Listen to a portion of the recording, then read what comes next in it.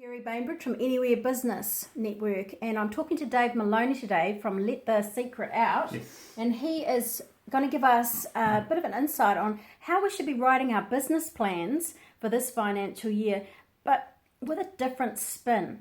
So Dave, what is your spin on business planning? Okay, so in the past, Kerry, what's happened is that business plans have been written on probably 3 or 4 pieces of paper, left in a shoebox and brought up again at the end of the year.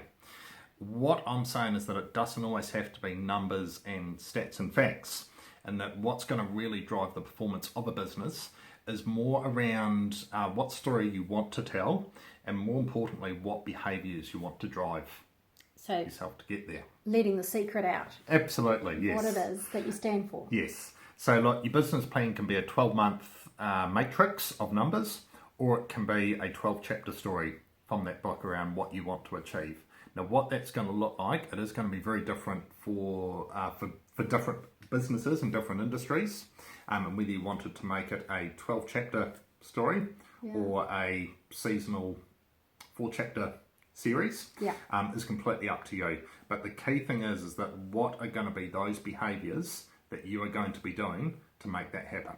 Let's give us an example of how this might work with the business you've been working with. Definitely. I've been working with a local florist. What we did was really wanted to identify what they were going to do to leverage off the Valentine's Day rush for all of us hopeless men who need to treat their lovely partners to something. And rather than going through the stats that she has gone through in the past by saying, right, I've done X amount last year and X amount the year before, I'm going to set myself 10, 20%. That means nothing to staff. Mm-hmm. What we did was actually told a bit of a story around the 14 days of Valentine's. And every single day we put something on Facebook to say, on the first day of Valentine's, my true love gave to me a rose from the florist in question. What we then spoke about was, did a bit of a tongue-in-cheek sort of jibe at what when men sometimes don't get it right.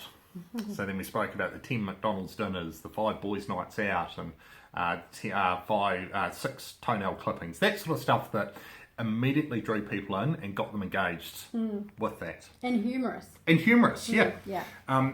That was essentially her 30-day business plan from the middle of January to the middle of February. Yeah. And it would have been very easy for her to say, well, hold on, I'd rather sort of talk about the numbers and the stats and facts and make sure I can take care of all of my overheads. Or she could say, actually, I'm doing everything really well here. I just need to frame it up in a whole different way. And the nice thing was she had a huge level of engagement within her social media presence. Her Facebook page, I think we got about 20, here's me not talking about numbers, about 25% more likes on her page in 1 month than she has ever, which was huge. Yeah. And since then, that has then encouraged her and encouraged her business to continue keeping that storytelling content going. To engage people in what's happening in her shop. And, yes. Yeah. And how they can use her products. And so this can be applied to any business.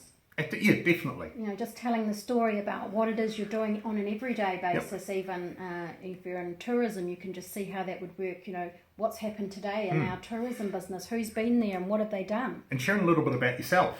I've got 2 boys at home, and needless to say, they've been the main character in a lot of the stories that I've told through my business. It's something that I know well, and it's something that people can relate to.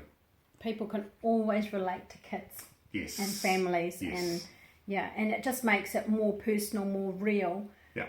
So we're looking forward to hearing a bit more about this, Dave, in future interviews. And we'll see how your business unfolds, and we'd love to share some of your blogs and posts and things. So everybody watch out for those from Dave at Let the Secret Out in Motueka in Nelson, New Zealand.